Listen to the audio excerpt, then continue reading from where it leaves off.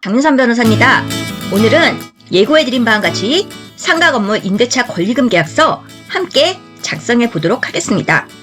자, 요거는 국토교통부 사이트에 들어가면 다운받을 수 있는 표준계약서 서식입니다.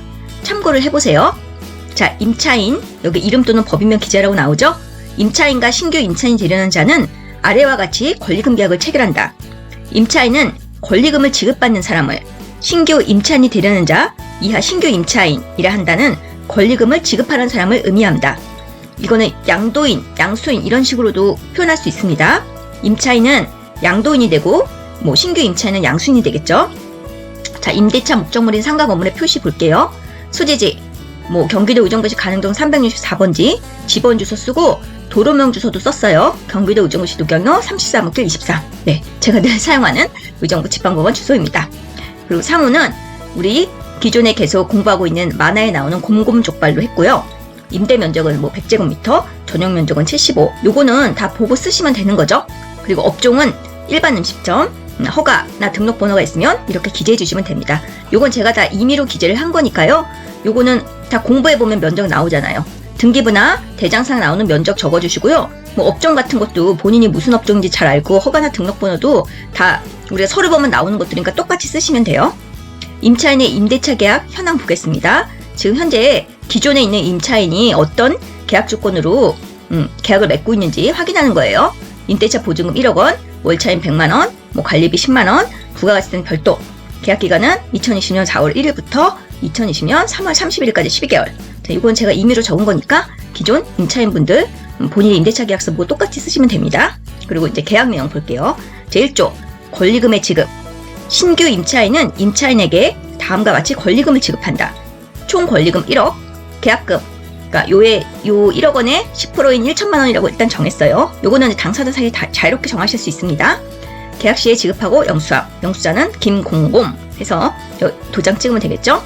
중도금은 없어요. 잔금은 금 9천만 원으로 해서 2022년 3월 30일에 지급한다. 요 날짜는 본인들이 이제 알아서 계약하시면 됩니다. 잔금 지급일까지 임대인과 신규 임차인 사이에 임대차 계약이 체결되지 않는 경우에는 임대차 계약 체결일을 잔금 지급일로 본다. 요거는 본인들이 이렇게 특약을 하시면 되는 거예요. 특약을 해도 되고 안 해도 되고 그건 당사자들이 자유롭게 정하실 수 있습니다. 꼭 이렇게 하라는 건 아니에요.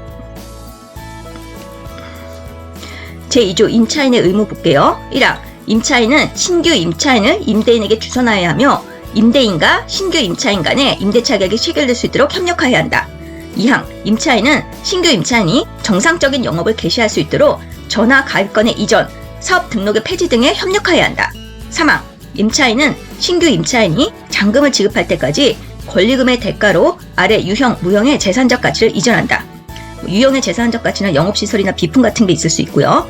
무형의 재산적 가치는 거래처라든가 신용, 영업상의 노하우, 상가 건물의 위치에 따라 영업상의 이점 등 필요한 경우엔 이전 대상 목록을 별도로 첨부할 수 있습니다. 그래서 이제 아주 객관적으로 분명하게 하기 위해서는 별지로 영업시설이나 비품이 뭐 있고 뭘 넘기고 이런 거에 대해서 자세히 목록을 작성하실 수 있으세요. 4항 임차인은 신규 임차인에게 제3항의 재산적 가치를 이전할 때까지 선량한 관리자로서 주의무를 다하여 제3항의 재산적 가치를 유지, 관리해야 한다. 5항 임차인은 본 계약 체결 후 신규 임차인이 잔금을 지급할 때까지 임차 목적물상 권리관계, 보증금, 월차임 등 임대차 계약 내용이 변경된 경우 또는 영업정지 및 취소, 임차 목적물에 대한 철거 명령 등 영업을 지속할 수 없는 사유가 발생한 경우 이를 즉시 신규 임차인에게 고지해야 한다. 이 부분 중에서 제가 빨간색으로 표시했죠? 잘 확인하세요. 제3조 볼게요. 임대차 계약과의 관계. 임대인의 계약 거절, 무리한 임대 조건 변경, 목적물의 훼손 등 임차인과 신규 임차인의 책임 없는 사유로 임대차 계약이 체결되지 못하는 경우 본 계약은 무효로 하며 임차인은 지급받은 계약금 등을 신규 임차인에게 즉시 반환해야 한다. 이 조항 꼭 들어가야 되겠죠? 제가 빨간색으로 표시했습니다. 잘 확인하시고요. 제4조 계약의 해제 및 손해배상 조항 볼게요. 1항 신규 임차인이 중도금 약정이 없을 때는 잔금을 지급하기 전까지 임차인은 계약금의 2배를 배상하고 신규 임차인은 계약금을 포기하고 본 계약을 해지할 수 있다. 2항 임차인 또는 신규 임차인이 본 계약상의 내용을 이행하지 않는 경우 그 상대방은 계약상의 채무를 이행하지 않은 자에 대해서 서면으로 취하고 계약을 해지할 수 있다. 사망, 본 계약 체결 이후 임차인의 영업기간 중 발생한 사유로 인한 영업정지 및 취소, 임차 목적물에 대한 철거 명령 등으로 인하여 신규 임차인이 영업을 개시하지 못하거나 영업을 지속할 수 없는 중대한 하자가 발생한 경우에는 신규 임차인은 계약을 해지하거나 임차인에게 손해배상을 청구할 수 있다. 계약을 해지하는 경우에도 손해배상을 청구할 수 있다. 요 이하고 사망에 대해서는 계약을 해지할 수 있다만 나오고 계약을 해지하는 경우 손해배상을 청구할 수 있다 이렇게만 나오는데 이때 위약금 약정을 해두면 편하겠죠?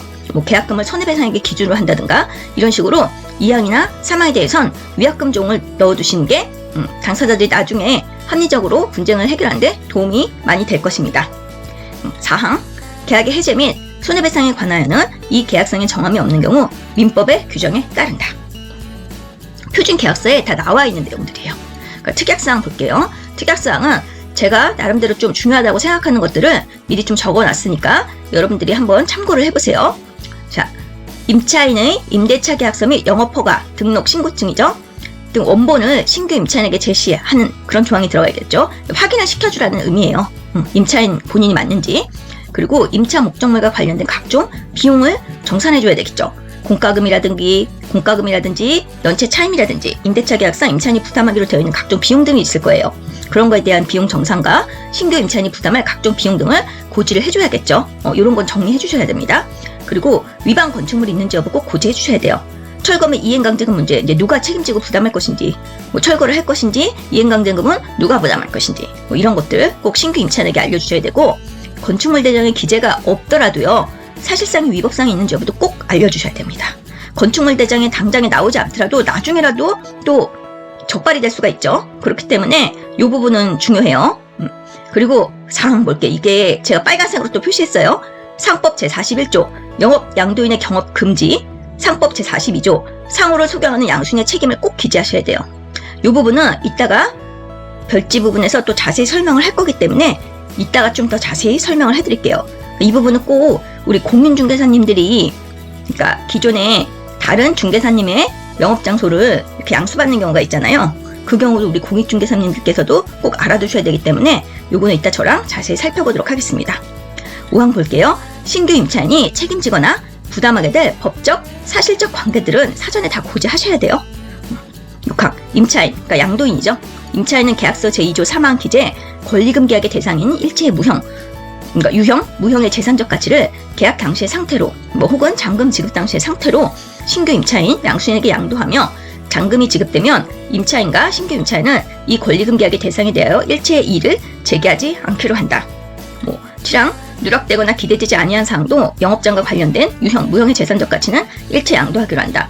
왜냐하면 이제 이런 비품이라든가 시설들 중에서 그러니까 자질구레한 것들은 누락되거나 빠질 수가 있잖아요. 그럼 누락됐다고 해서 그게 전부 양도가 되지 않는다고 하면 좀 그것은 불합리하다고 생각되죠. 그러니까 혹시라도 누락되거나 빠진 것들이 있어도 영업장하고 관련된 시설이나 비품이라면 그냥 일체 양도하기로 하는 게 서로를 위해서 좀 좋을 것 같아요. 그리고 8항은 임차인은 잔금이 지급된 이후에 임차인의 고의 과실 없이 발생한 사정에 대해서는 일체의 책임을 지지 않는다. 일단 계약을 하고 나서 다 넘겨준 이후에 또 뭔가 사정이 발생해서 자꾸 책임을 묻게 되는 경우가 생기면 안 되겠죠. 그래서 이런 조항을 넣어두면 나중에라도 이제 양도하신 분이 좀 편해질 수 있습니다. 그래서 요거는 말 그대로 참고를 하시라는 거니까 나중에 필요한 특약사항들 이거 보고 따라서 기재하시면 되겠습니다. 본 계약을 증명하기 위해서 계약 당사자가 이의 없음을 확인하고 각각 서명 또는 날인한다 해서 이제 계약 날짜 썼어요. 그리고 임차인, 뭐 신규 임차인 적으시고 또 중개사분 계시면 중개사분들도 여기다가 중개사분들 인적사항 적으시고 요거는 당사자들 인적사항 적는 거니까 어려운 거 없죠. 자, 그리고 중요한 거 작성 요령 한번 보겠습니다. 이 계약서는 권리금 계약에 필요한 기본적인 사항만을 제시하였습니다. 따라서 권리금 계약을 체결하는 당사자는 이 표준 계약서와 다른 내용을 약정할 수 있습니다. 자, 2항, 이 계약서의 일부 내용은 현행 상가 건물 임대차 보호법을 기준으로 한 것이므로 계약 당사자는 법령이 개정되는 경우에는 개정 내용에 부합하도록 기존의 계약을 수정 또는 변경할 수 있습니다. 개정 법령에 강행 규정이 추가되는 경우에는 반드시 그 개정 규정에 따라 계약 내용을 수정하여야 하며 수정 계약서가 작성되지 않더라도 강행 규정에 반한 계약 내용은 무효로 될 수 있습니다. 3항, 임차인이 신규 임차인에게 이전해야 할 대상은 개별적으로 상세하게 기재합니다. 기재되지 않은 시설물 등은 이 계약서에 의한 이전 대상에 포함되지 않습니다. 그래서 이런 것들, 이제 누락되는 것들은 여기는 포함되지 않는다고 했지만, 그래서 제가 아까 특약사항에 이제 기재되지 않거나 누락되거나 빠진 것들도 그냥 일체로 양도하는 걸로 특약을 해놓으면 좀 양도인이나 양수인이나 나중에 법률관계가 편해질 수 있다는 거예요. 여기 뭐 하나 자칫해서 빠질 수 있는데, 그러면 그게 누락되거나 빠졌다고 해서 그러면 뭐 임차인분이 그걸 도로 가져갈 것도 아니잖아요. 이왕이면 새로 다 시설 같은 거 인수받으신 분이 그거 다 시설이나 비품이 있어야지 또 영업을 하시니까, 이런 부분에 대해서는 본인이 어떤 식으로 특약을 작성하는지에 따라서 계약량이 좀 달라져요. 이렇게 아예 이 시설물도 이 계약서에서 적지 않은 건 이전 대상이 아니다고 분명하게 해두셔도 돼요. 대기는. 그런데 그러니까 아까 제가 특약사항에 제시한 것처럼 그냥 조금 누락되더라도 다 그냥 일체로 양도하는 걸로 뭐 한다, 이런 특약을 적으셔도 되고, 그건 당사자들이 상황에 따라서 본인들한테 맞게 특약사항을 적으시면 되겠습니다. 자, 사항 볼게요.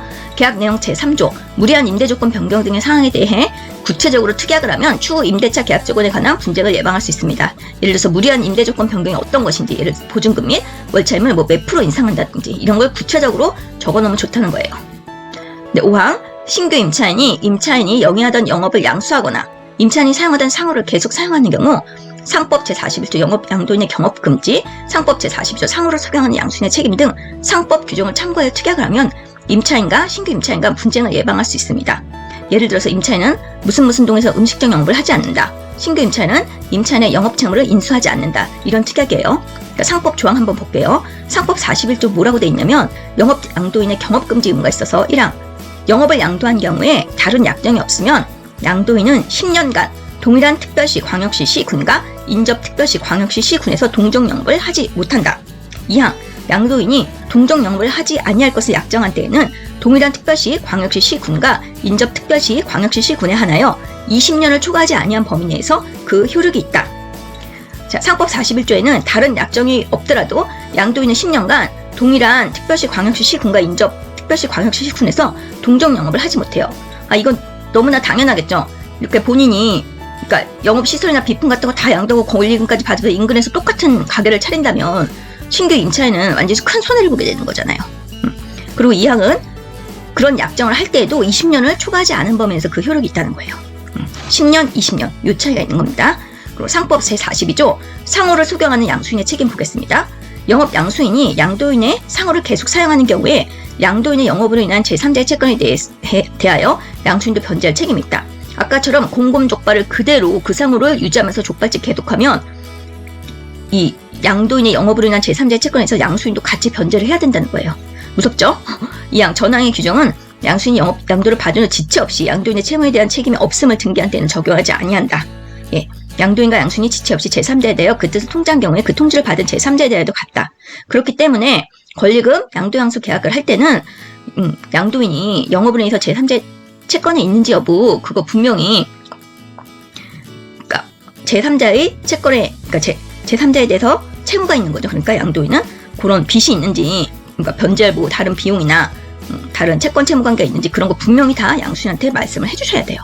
안 그러면 양수인분도 이렇게 상호를 계속 사용하는 경우에는 같이 그 빚에 대해서 책임을 지게 된다는 거. 그래서 지체 없이 양도인의 채무에 대한 책임이 없음을 등기한다든가 아니면 제3자에 대해서 그 뜻을 통지를 하셔야 됩니다. 그래서 우리 공인중개사님들 같은 경우도 이전에 다른 공인중개사님의 사무실을 그러니까 이전 받으시는 경우가 많잖아요. 그렇게 양도 양수 받게 되는데 본인이 중개사 사무실을 바로 양도한 이후에 인근에서 또 공인중개사 사무실 차린다고 생각해 보세요.